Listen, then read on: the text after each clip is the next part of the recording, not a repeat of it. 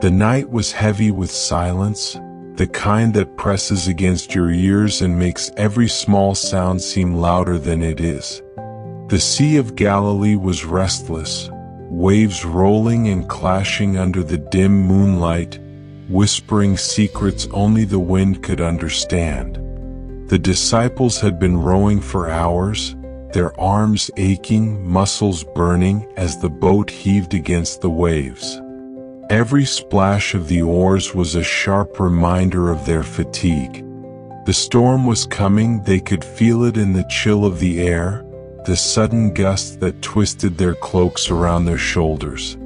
And then, through the darkness, they saw him. At first, they thought it was a shadow, a trick of the moonlight playing across the water. But as the figure drew closer, their fear turned to amazement. There he was, Jesus, walking across the water, calm, unshaken, as though the waves were nothing but a gentle meadow beneath his feet. The wind howled around them, and the boat pitched violently, yet Peter's gaze fixed on the figure with a mixture of awe and a spark of courage. "Lord, if it is you," Peter called into the storm, his voice trembling yet resolute, "command me to come to you on the water." The disciples exchanged glances, their hearts caught between fear and wonder. Who could step onto the waves and not sink? Who could command nature with mere presence? Yet Peter's faith flared, fierce and reckless, the kind that emerges when the heart beats louder than the doubts of the mind. "Come," Jesus replied, his voice carrying over the wind like a soft, unwavering anchor in the chaos.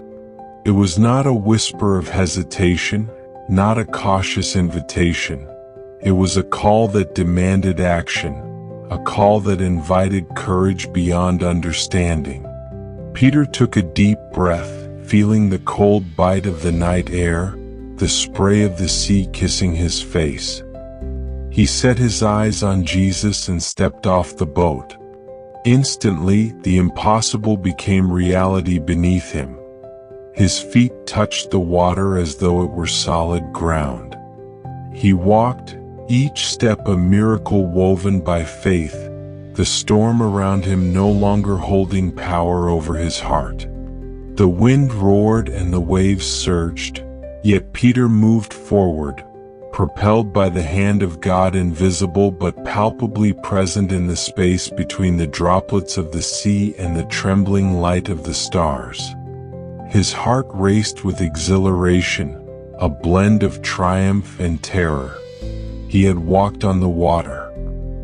Peter, a simple fisherman, a man of doubts and fears, was walking on the impossible, and it was exhilarating beyond words.